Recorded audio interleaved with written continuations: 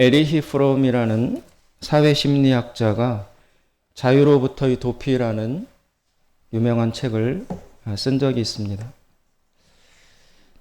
이 책이 말하고자 하는 바는 바로 이런 점입니다. 유럽 사회가 중세시대까지에는 어떤 신분으로 다스려지는 견고한 그런 질서 체계 속에서 사람들이 살다가 근대가 되면서 여러 혁명들을 통해서 그런 중세시대의 신분제 또 종교의 굴레에서 벗어나 그 이전에는 경험해보지 못했던 자유를 얻게 되었다고 합니다. 자유는 이 근대인에게 독립성과 또 노력을 통해서 삶을 바꿀 수 있다는 위대한 가능성을 가져다 주었습니다. 그렇지만 한편으로는 완전히 독립된 존재로서 외부의 거대한 세계와 단독으로 마주하게 되면서 개인을 무력하고 고립된 존재로 만들게 되었다는 것입니다. 이전에 신분 질서가 지배하던 곳에서는 아주 특수한 경우를 제외하고는 태어난 곳에서 떠나지 못하고 농민, 장인, 기사 등의 역할이 태어나면서 정해져서 바꿀 수 없었습니다. 모든 것이 태어나면서 다 정해진 사회, 이러한 사회 체제는 당연한 자연적인 질서로 여겨졌고 그 질서 속의 일부가 되는 것은 사람들에게, 개인들에게 안전감과 소속감을 줄 수 있었다는 것입니다. 그런데 근대가 되면서 그 신분 질서가 다 무너지고 개인이 해방되는, 그리고 개인이 자유를 누리는 어떤 대단히 중요한 유익을 얻게는 되었지만, 그러나 동시에 그 사실은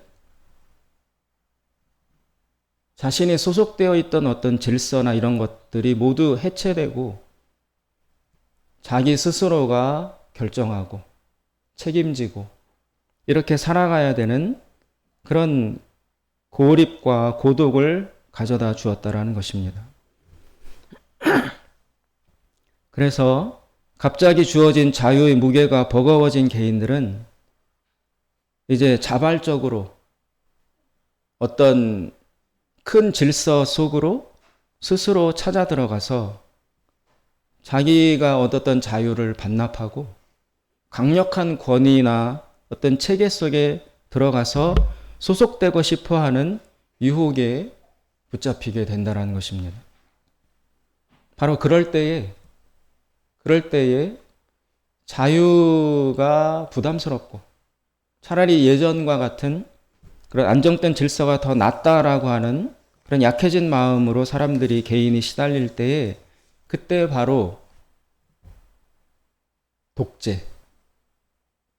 이 에리히 프롬은 이 책을 왜 써냈냐면 유럽에서 히틀러가 나타나서 독일과 전 유럽을 장악하고 전 세계를 고통 속에 빠뜨리는 것을 보면서 이 책을 썼어요. 그래서 여러 가지 혁명을 통해서 개인의 인격과 인권과 자유를 굉장히 신장시킨 그 위대한 유럽 문명 속에서, 독일 문명 속에서 왜 저런 히틀러라는 괴물 같은 사람이 나타나서 말도 안 되는 이야기를 하고 사람들을 억압하는데도, 그런데 사람들이 그것을 싫어하기보다는 자발적으로, 특히 독일 사람들이 그 체제에 들어가서 그 히틀러를 막 숭배하면서 그 악한 체제의 그 일꾼으로 열심히 살아가면서 오히려 만족해하는 모습들을 보면서 이 책을 쓴 것입니다.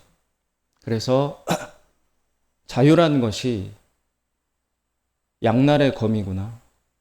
인간에게 억압으로부터 벗어난다는 그 해방감을 가져다 주는 것과 동시에 이 자유가 절제되지 않으면, 이 자유가 규제되지 않으면 그 자유로 말미암은 해방과 기쁨을 누리기보다는 인간은 더 두려움에 빠지고 너무 무한한 자유가 주어짐에 따라 그 자유를 부담스러워하게 되고, 그리고 그 결과 이제는 자발적으로 자신들이 무너뜨렸던 그 악한 질서 속으로 다시 들어가서 예전의 안정감을 찾으려 하는 그런 인간의 성향이 나타난다는 것을 보고 이 책을 저술을 했습니다. 우리는 그 자유를 얻은 개인주의의 시대에 지금 살고 있습니다. 모든 개인들은 주인의 자리에 올라섰습니다. 그리고 다 스스로 판단합니다. 스스로 결정하고 선택합니다. 이전에 없던 자유를 누림으로 엄청난 기쁨과 해방감을 누립니다. 그렇지만 여러분, 그렇게 자유를 얻고 난 이후 시간이 많이 흘렀는데 인간은 더 행복해졌을까요? 요즘에 텔레비전을 보면 예전 80년대에 그 우리나라 국민 드라마였던 전원일기라는 것을 재방송을 합니다. 여러분 전원일기 아시죠? 텔레비전에서 했던 드라마. 그 전원일기가 재방송임에도 불구하고 굉장한 인기를 끌고 있습니다. 그리고 이상하게도 20대 젊은 청년들이 그 전원일기 드라마를 굉장히 좋아한다는 거예요.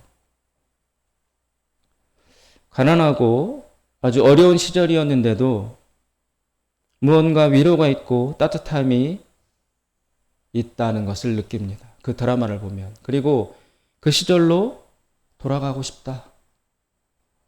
저 때가 어쩌면 더 행복해졌는지 모른다. 행복했는지 모른다라는 생각을 하게 되는 것입니다. 저희가 60년대, 70년대를 살 때, 특히 70년대를 살 때 국가에서 이런 슬로건을 국민들에게 희망으로 제시했습니다. 80년대가 되면 1인당 1000불 소득에 올라서고 우리나라 수출액이 100만 불을 달성할 것이다. 그래서 제가 중학교 때 고등학교 때 귀에 따갑게 들어서 1000불 소득 100만 불 수출. 이것이 우리 민족의 지상 과제였습니다. 그래서 80년대가 되면 1000불 소득을 얻고 100만 불을 수출하게 되면 우리나라에 엄청난 일이 이루어질 것처럼 모든 국민들이 기대를 하게 되었습니다. 그리고 그 80년대는 찾아왔고 이미 지나갔습니다. 벌써 80년대가 개방된 지 40년이 흘렀습니다. 1인당 소득을 1000불을 갖고 싶다. 1000불을 버는 국민들이 되고 싶다라는 간절한 소망을 품고 있던 이 나라 백성들이 이제는 1인당 3만 불 소득을 얻고 있습니다. 1000불에서 3만 불이면 30배 증가한 것입니다. 우리나라 수출액은 100만 불 수출하기를 간절히 원했는데 지금은 천문학적인 숫자의 수출액을 자랑합니다. 세계 10위권 안에 들어가는 경제력을 갖추고 있습니다. 그러나 여러분, 이렇게 소득이 늘어나고 경제력이 상승되었는데 우리는 과연 더 행복해졌습니까? 그때보다 정말 너무 행복하다. 역사가 과연 발전했는가? 지금 더 나아졌는가? 우리 마음속에 걱정은 없는가? 우리 자녀들의 삶을 생각할 때 이들이 살아갈 앞날과 세상은 어떻게 될 것인가? 걱정이 없고 오히려 희망으로 가득 차 있습니까? 근대화되면서 개인이 해방되었습니다. 그래서 지금 시대는 민주주의라고 합니다. 백성, 즉 개인이 다 주인은 시대라는 것입니다. 이전에 신분의 굴레, 제도와 문화의 억압으로부터 벗어났습니다. 지금은 이 개인의 자유를 확대하려는 시도가 지속적으로 이루어지고 있습니다.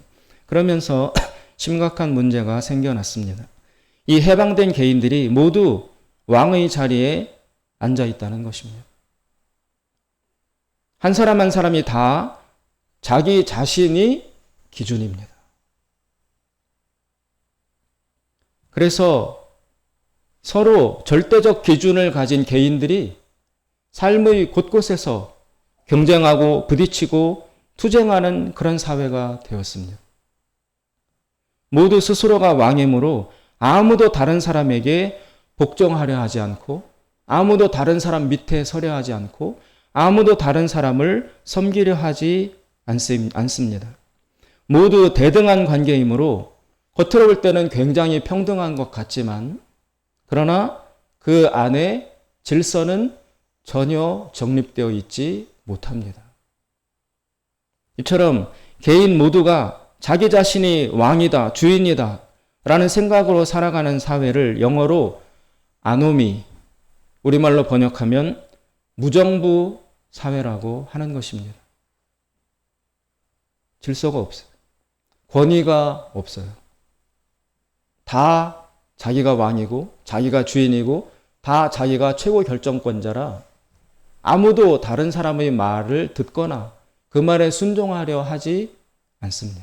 그래서 공동체가 형성이 안 됩니다. 조직이 돌아갈 수가 없습니다. 생계를 위해서 직장에 가서 일은 하지만 단순히 기능적으로 그 일을 하고 있을 뿐 마음속에서 자신의 상사에 대한 존경심과 복종심 이런 것은 추호도 없습니다. 또 위에 있는 사람도 자기 아래에 있는 직원들을 인간으로 대하기보다는 기능적으로. 그래서 그 직장만 벗어나면 동때동이죠. 직장에서야 상사니까 내가 숙이지만 밖에 나오면 내가 뭐가 같은 인간인데 뭐가 끌려. 이런 사회가 무정부 상태가 되었습니다. 그래서 이제는 우리 자녀들, 자식 스스로가 자기도 왕이라고 주권자라고 생각하기 때문에 부모가 감히 자식을 가르칠 수 없는 시대가 되었습니다. 남편과 아내 사이의 관계도 철저히 둘 다 왕인 개인 대 개인의 관계이므로 서로 왕으로 행세하려다가 투쟁만 하고 가정이 붕괴됩니다. 또 개인 자신이 왕이므로 자신의 이익과 쾌락을 위해서 도덕이나 사회 질서, 관습, 문화 등을 모두 무시하게 되었습니다. 이처럼 기존의 질서, 가치, 도덕 이런 것들을 모두 무시하는 사람을 일컬어 현대의 심리학 용어로 바로 여러분 그런 사람들을 소시오패스라고 하는 것입니다. 사이코패스라고 하는 것입니다. 소시오패스는 다른 사람들을 향해서 공감 능력이 없는 사람을 뜻합니다. 공감 능력, 동정심, 역지사지로 저 사람의 심정을 헤아려 줄 줄 아는 마음, 이것이 없는 사람을 소시오패스라고 합니다. 그런데 심리학자들에 의하면 현대인의 거의 대부분의 사람들의 내면에 이런 소시오패스적인 경향이 다 들어있다는 것입니다. 오늘 본문 7절에 보시면 정확하게 그 수천 년 전에 오늘날 사회 문제가 되고 있는 이 소시오패스, 공감 능력이 없는 개인 이기적인 사람, 극단적 이기주의자를 일컫는 말이 나오고 있습니다. 7절에 보시면 의인은 가난한 자의 사정을 알아주나 악인은 알아줄 지식이 없느니라. 악인은 가난한 자의 사정을 알아줄 지식이 내면에 없다는 거예요. 이것이 바로 공감 능력이 없다는 현대의 화학을 이 수천 년 전에 하나님의 진리의 말씀이 이미 밝혀놓고 있는 것입니다. 질서가 무너지는 무정부 상태가 되었습니다. 그래서 개인을 규제할 수 없는 시대가 되었습니다.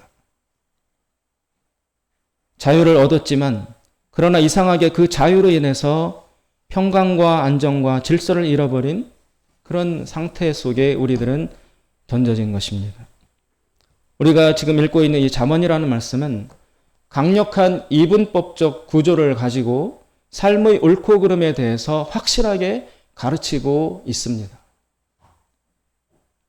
잠언 말씀은 이렇게 외칩니다. 인생에게는 분명한 기준이 있다. 사람이 살아가는 삶에는 변하지 않는 확고한 기준이 있다는 것을 강하게 주장합니다. 어찌 보면 독선적일 수도 있고 배타적일 수도 있는 그런 외침입니다.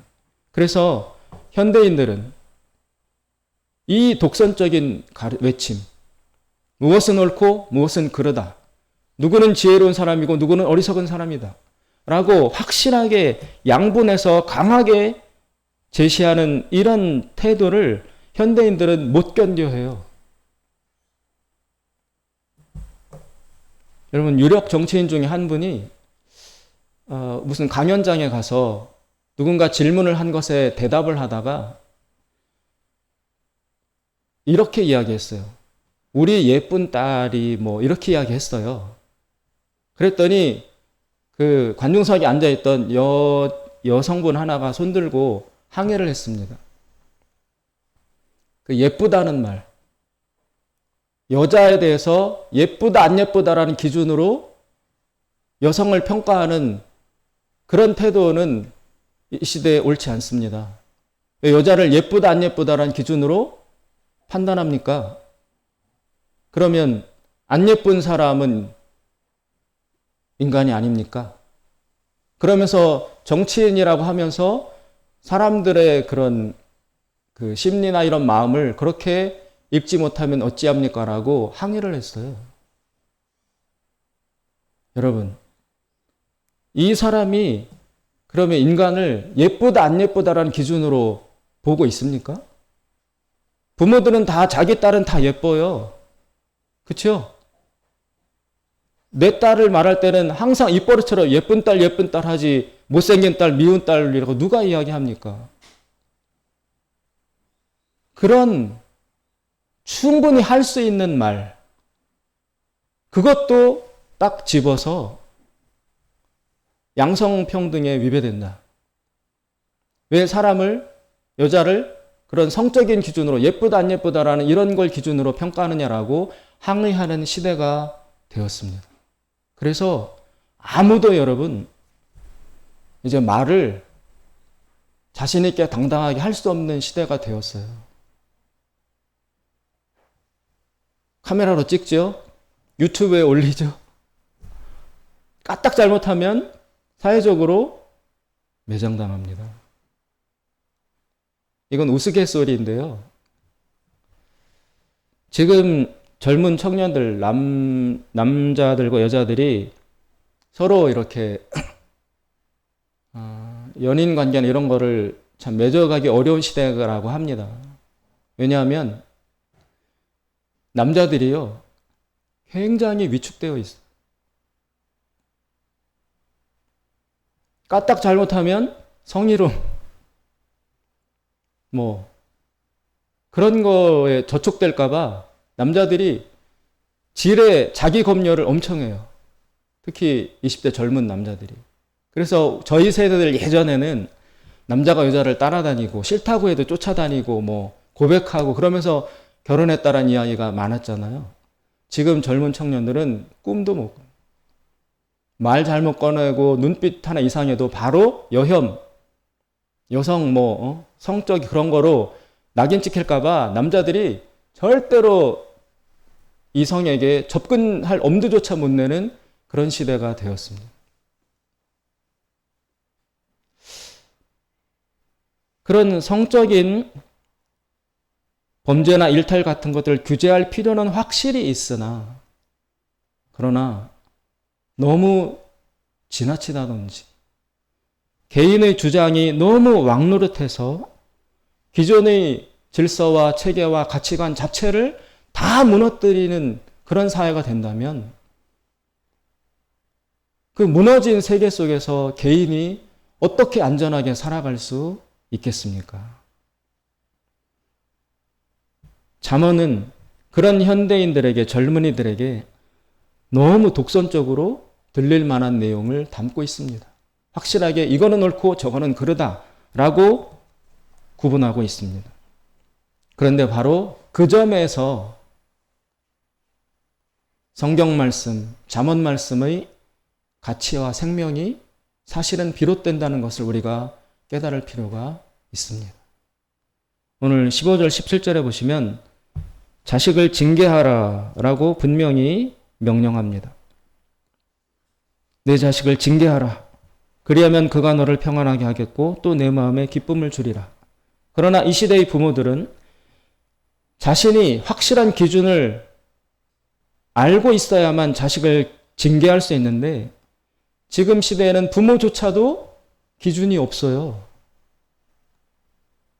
사회가 너무 급변하고 있기 때문에 모두 경쟁에 시달리고 있고 혼란스럽기 때문에 어떻게 하는 것이 내 자식을 바르게 가르치고 내 자식의 삶을 안전하게 인도할 수 있는 것인지에 대한 확고부동한 기준이 부모에게도 없어요. 부모도 심각하게 방황하고 있습니다. 학원을 보내야 하는지, 그냥 좀 쉬게 해야 하는지, 다른 집에서는 뭐를 한다던데, 무엇을 한다던데, 내 자식은 안 시키면 도태될 것 같고, 그리고 꾸짖으려고 해도 너무 꾸짖으면 기죽을까봐 꾸짖어야 되나 말아야 되나 고민하고, 그래서 부모에게도 기준이 없습니다. 그래서 이 자식을 징계하는 것을 행하지 못하는 시대가 되었습니다. 또 4절과 14절에 보시면 왕이 해야 할 일을 명확하게 제시합니다. 4절, 왕은 공의로 나라를 견고케 하나 뇌물을 억지로 내게 하는 자는 나라를 멸망시키느니라. 14절, 왕이 가난한 자를 성실히 신원하면 그 위가 영원히 견고하리라. 뇌물을 받아서는 안 된다는 것이 확고부동한 진리이고 기준인데, 여러분, 뇌물 정말 안 받습니까?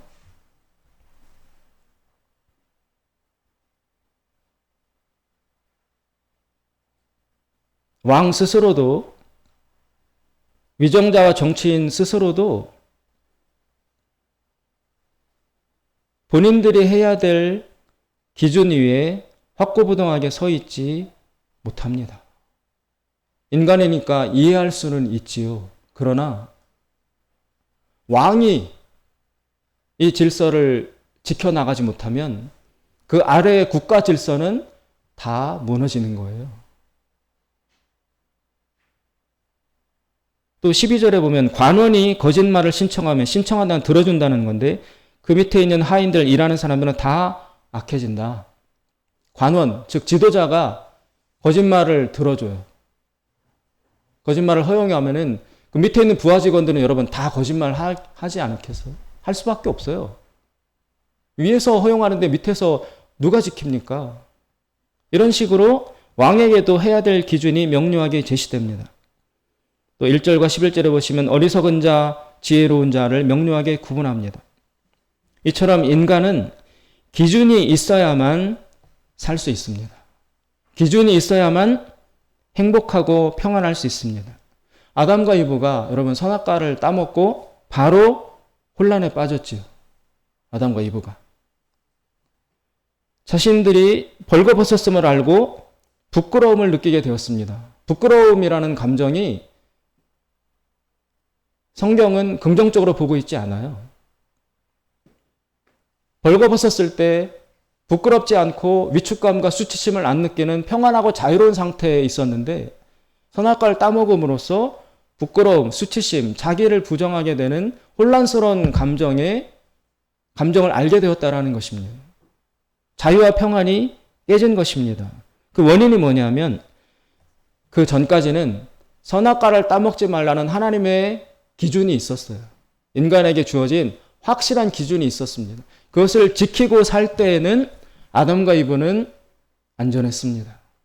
그러나 저거를 따먹겠다라고 하나님의 말씀을 제쳐놓고 내가 왕이 되어서 내 기준으로 나는 따먹겠다라고 결정 내리고 났을 때, 이제 하나님은 왕의 자리에서 내려오고 내 자신이 왕의 자리에 올라선 것이죠.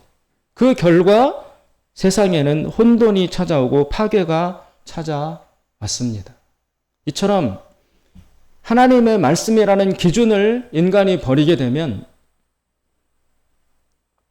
다 잃는 것입니다. 다 무너지게 되는 것입니다. 곧바로 파괴와 혼돈이 찾아오게 되는 것입니다.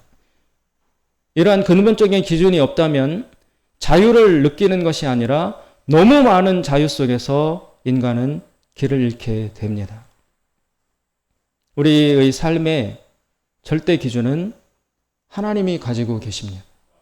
하나님의 말씀이 우리 삶과 세상의 절대 기준입니다. 이것을 믿고 이 말씀대로 살아가는 사람, 그 사람을 하나님은 지켜주십니다. 그래서 오늘 18절에 보시면 묵시가 없으면 백성이 방자히 향하거니와 율법을 지키는 자는 복이 있느니라.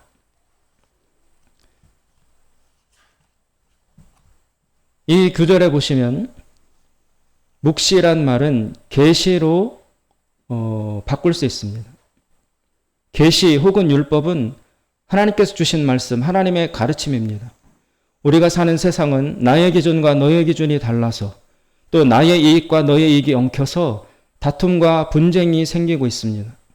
그럴 때마다 나와 너의 이익 너머의 어떤 기준과 원칙이 필요합니다.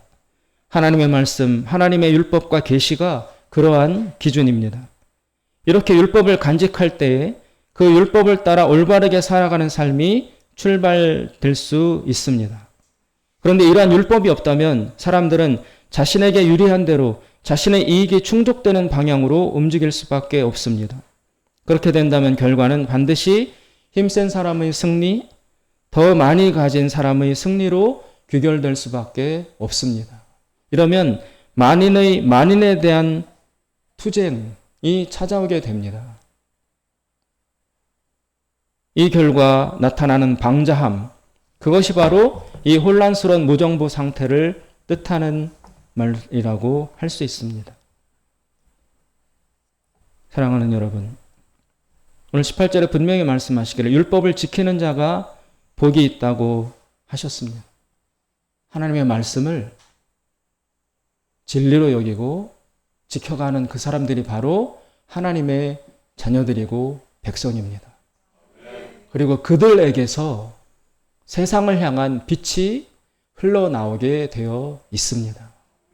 여러분, 지금 이 시대에는 국가도 개인을 가르칠 수 없는 시대가 되었어요.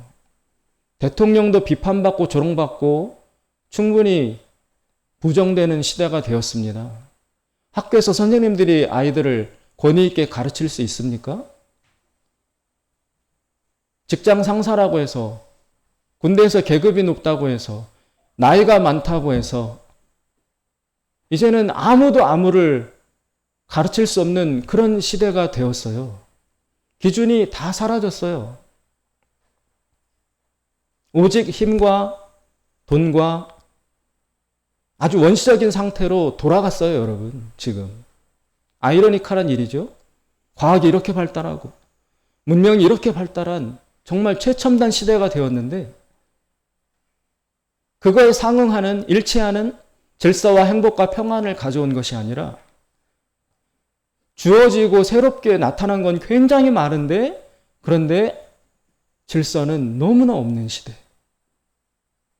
그래서 가정도 흔들리고 국가도 흔들리고 모든 것이 흔들리는 속에서 어느 한 사람도 평안과 안정을 느끼지 못하는 범불안의 시대가 되었습니다. 그래서 모든 사람들이 사실은 내면적으로 방황하고 있습니다. 힘들어하고 있습니다. 그래서 중독이 많이 발생합니다. 우울증이나 공황장애 같은 그런 정신적 질병들이 기하급수적으로 늘어나고 있습니다. 왜 그럴까요? 불안하니까. 영혼이 불안하고 두려우니까. 안정감이 없으니까. 평안하지 못하니까. 길을 못 찾으니까 그런 질병들이 찾아오는 것입니다. 이제 이 무정부 상태, 국가도 개인을 가르칠 수 없는 그 어떤 권위도 다 무너진 이 시대에서 희망은 교회밖에 없습니다. 교회에 모인 사람들은 똑똑하지 않아도, 많이 배우지 않아도, 여러 가지 부족한 것이 있어도 하나님이 살아계신다. 하나님이 통치하신다. 예수님은 분명히 오신다. 오신 이후에 우리의 삶을 평가하고 심판하실 것이다. 예수님은 우리를 위해서 십자가에서 죽으실 정도로 우리에게 자신의 사랑을 보여주셨다. 예수님을 영접하고 믿는 자들은 하나님의 자녀가 된다라는 이런 진리를 붙들고 그리고 하나님에게서만이 질서와 기준이 나온다는 사실을 믿고 의지하면서 잘하던 못하던 하나님 말씀대로 살아보려고, 하나님 말씀대로 지키며 살아보려고 노력하고 몸부림치는 사람들이 모여있는 곳이 교회입니다. 오직 성경만이 이 시대에 부모를 공경하라, 부모의 말씀에 순종하라 라고 가르치고 있습니다. 누가 여러분 부모를 공경하라라고 이 시대에 누가 가르칩니까? 학교에서 가르칩니까? 정치인이 가르칩니까? 누가 가르칩니까? 부모를 공경하라는 말씀이. 성경에서밖에 없어요. 시대에 뒤떨어진 말씀이라고 누구는 비판하겠지만, 그러나 자녀가 부모를 공경하지 않는 그런 시대가 되면 여러분 그 사회는 안전하겠습니까? 붕괴될 수밖에 없습니다. 성경에는 10계명이 있습니다. 간단합니다. 누구나 다 아는 것입니다. 그러나 그 10계명 단순하고 우습게 보이지만 그 10계명이 무너지는 사회는 지옥입니다, 여러분.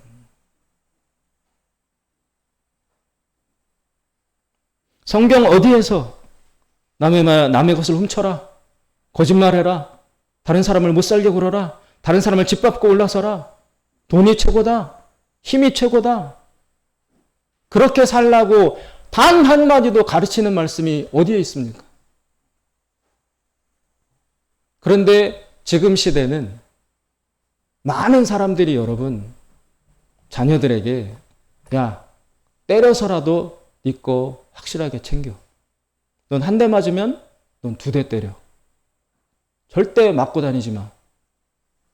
부모들이 다 이렇게 가르쳐요. 그죠? 용서해라라고 가르치는 곳이 지금 시대에 어디에 있습니까? 용서를 누가 가르칩니까? 오직 성경만이 용서를 가르칩니다.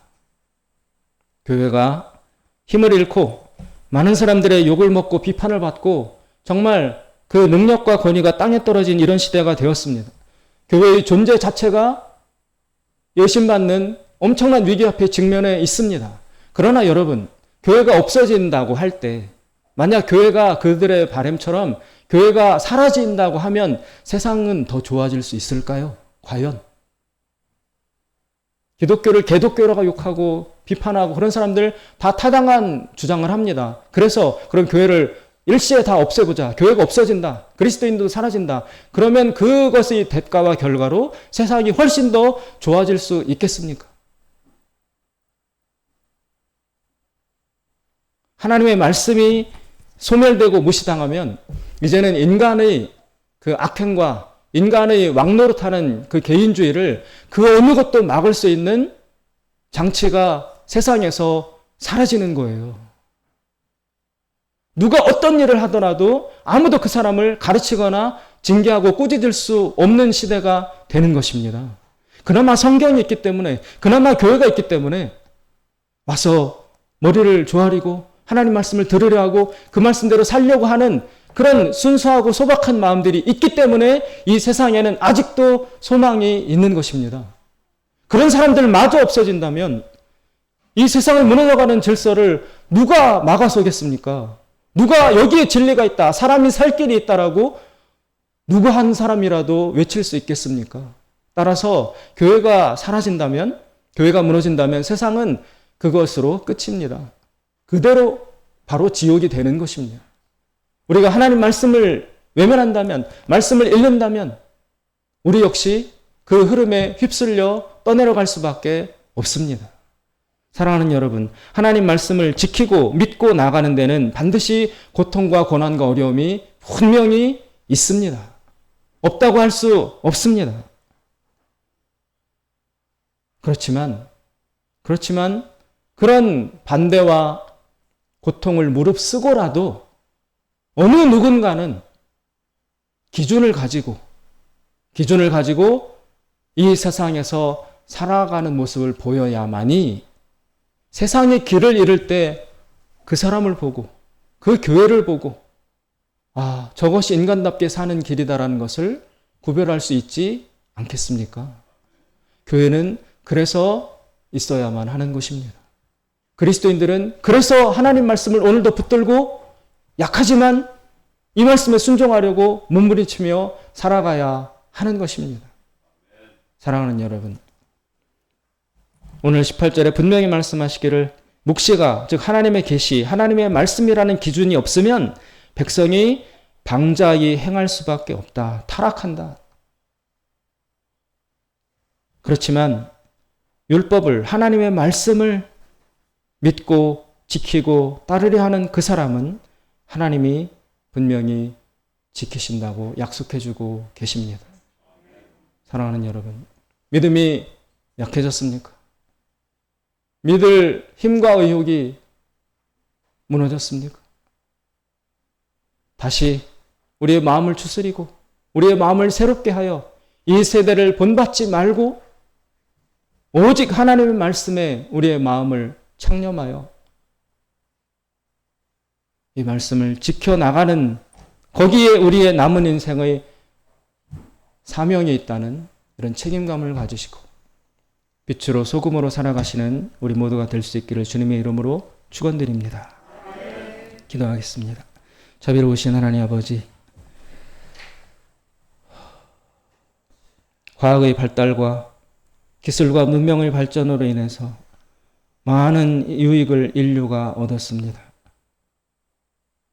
그러나 그 얻어진 유익을 대신하여 우리 인간 삶의 굳건한 기준이 상실되고 소멸이 된다면 주님, 우리는 과연 얻은 것입니까? 잃은 것입니까? 주여, 아무도 오래된 가르침에 주목하지 않고 낡았다고, 시대에 뒤떨어졌다고 외면하고 폐기하는 그런 유행으로 점철되어 있는 이 시대 속에서 우리는 이 오래된 하나님의 말씀, 이 하나님의 진리의 말씀에 우리의 모든 것을 뿌리박고 주님, 이 기준 따라 살아가게 하여 주시옵소서. 그리고 우리들의 삶을 지키고 보호하여 주시옵소서. 예수님의 이름으로 기도드리옵나이다. 아멘.